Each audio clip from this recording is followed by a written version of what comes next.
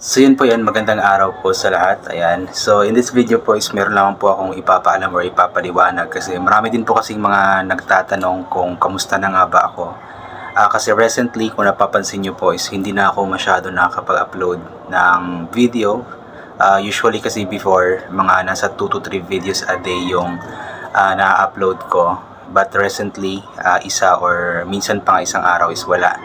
Kaya nga po, ito po, marami po mga nag-comment, nag-chat sa akin kung kamusta na nga ba ako, ano bang nangyari sa akin. So yun, sa mga nakakita po ng aking post sa Facebook, ayan, so ito nga po ang ipapaliwanag ko kung bakit nga ba medyo wala akong upload. So dahil nga po nagkaroon po ako ng or nagkasakit po ako. Dati pa lang po is meron na akong tinatawag na insomnia. Talagang nahihirapan po akong matulog. Pero nasanay na po kasi ako noon. Kasi alam mo yung may mga times din naman na may mga times na hindi talaga ako nakakatulog, pero mostly is nakakatulog naman po ako, pero mga mga nasa 4 AM hanggang 11 AM. Minsan is mga nasa 4 hours lang din, minsan 5 hours. Kaso nga lang recently, parang nung Monday yata nag-start, is hindi talaga ako nakakatulog kahit kaunti, or kung meron mang tulog mga nasa isa or kalahating oras siguro, ganoon lamang po. At ang worst pa po doon is para akong nagpapalpitate pang tawag doon. Alam mo yung parang ninenervyos, yung kapag matutulog ako bigla-bigla akong kinakabahan. Tapos may time noon na sobra akong pinagpawisan ng napakalamig talagang hindi ako nakatulog. Kayun po yung dahilan kaya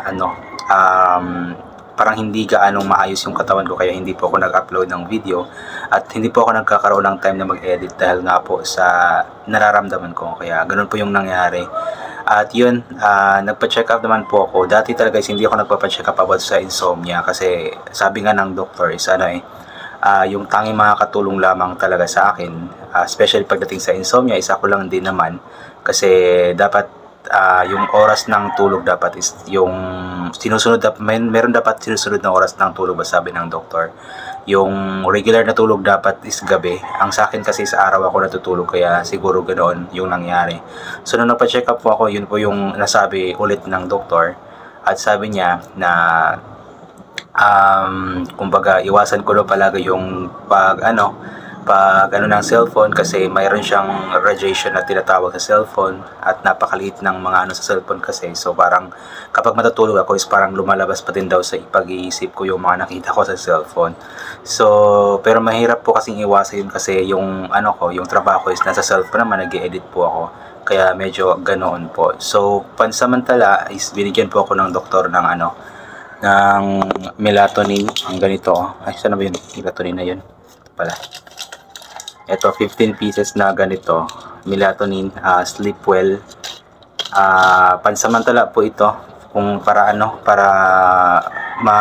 parang mapagod lamang yung isip ko or parang ma-relax yung isip ko at makatulog ako sa gabi.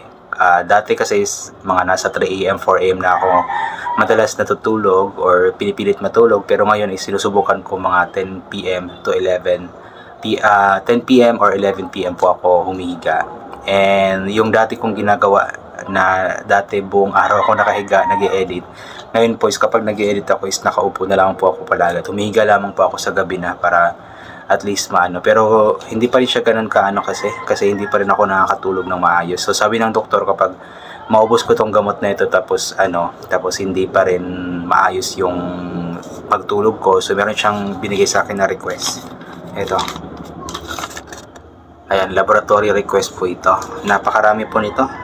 Napakarami pong kailangan i-test sa dugo ko kasi hindi pwede magbigay ng ibang gamot yung doktor maliban sa itong pampatulog na ito, melatonin, kasi kailangan daw po munang i-test yung yung dugo kasi baka may ibang sakit daw. So magbigay siya ng gamot na makapagbigay siya ng gamot na bawal sa ko. So kailangan mo nang i-test. Kaso nga lang nung tinanong ko po yung cashier kung magkano yung possible na mababayaran is mga nasa 3K plus lahat po yun ng test na yun. Hindi pa po yun lahat kasi syempre after that meron pang i-reseta na gamot, ganito ganyan. So tatakbo pa din talaga ng 4K pataas. So yun, sabi ko na subukan ko na lang po muna itong itong sleep well, itong melatonin, baka sakali na umayos-ayos yung tulog ko. Kaya yun, ito yung sinusubukan ko ngayon.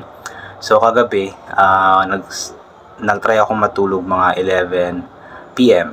So, mga 12:45 or mga 1 AM is gising pa ako. Gising pa ako. Although, hindi na siya ganun nagka dati. Kasi dati, kapag humihiga ako, ang daming pumapasok sa isip ko ng mga mga events. Mga events na Pero ngayon, simula nung uminom ako nito, at simula nung napacheck up ako is, yung iniisip ko kasi na kailangan kong gumaling. So, wala nang pumapasok sa isip ko, wala na masyado. Kaso nga lang is hindi pa rin ako makatulog. So, kagabi, nakatulog ako mga 1 AM siguro, nagising ako mga 6 AM. So, medyo okay na din at least. Medyo, medyo maaga-aga na yung tulog tsaka gising ko. Unlike dati na nakakatulog ng mga 5 AM, 6 AM, tapos, nagising ng tanghali, gano'n. So, sabi kasi ng doktor, hindi kasi daw yun po yung normal na tulog ng katawan natin. So, kailangan daw ibalik yung normal na tulog ng katawan. So, kailangan subukan ko daw po ito. So, ang advice kasi sana is mga 8 PM, iinom na dapat ako nitong melatonin or gamot na ito. Pero hindi naman kasi kaya na sobrang aga kasi may ginagawa din po ako.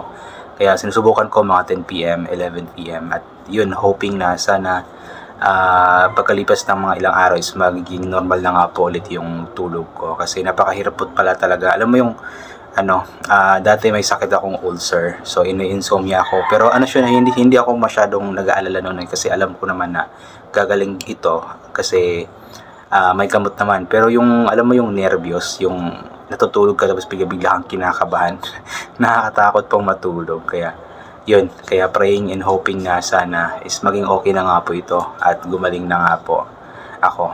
At kung hindi man, kailangan kong tong request na ito, pag-iipunan ko muna itong 3K kasi ito plus meron pang gamot, so mga 4K nga, so pag-iipunan na muna. So yun, ayan, so yun lang po muna yung update ko sa mga nagtatanong ko kasi marami pong mga nag-comment doon sa post ko sa sa Facebook at may mga nagchat-chat din sa akin ng mga kakilala ko sa YouTube. So yun, update ko na lang po, isang update po para hindi na ako masyadong mapagod sa kakatype sa kakasagot ng mga tanong. So isang update na lang po ito. So i-upload ko ito sa Facebook tsaka sa YouTube para isang sagot na lang. So isang sagot, isang post para ayun, ang gulo So anyway, hanggang dito na lang po itong gagawin ko na reaction video. So thank you so much po sa lahat ng mga palaging bumabalik sa aking YouTube channel. Inuulit ko nga po palagi galing po natin magdasal, magpasalamat sa lahat ng mga bagay na ating natatanggap kahit na di po natin ito hinihingi. Kasi nga po lahat ng mga bagay na meron tayo ay kaloob sa atin ng ating Panginoon at wala ang mga bagay na ito kung hindi dahil sa Kanya. Then always bring pa yung kapote, sombrero or anything na pwede may proteksyon sa katawan kapag lalabas po tayo nang sa ganun kapag mainit. Ay hindi po tayo mainitan or kapag biglang umulan hindi po tayo mababasa ng ulan. And always take vitamin C para mabuhos ang ating immune system at hindi po tayo matatamaan agad-agad ng kung ano-ano mga sakit-sakit. So once again na ulit ko, hanggang dito na lamang po. God bless and bye for now.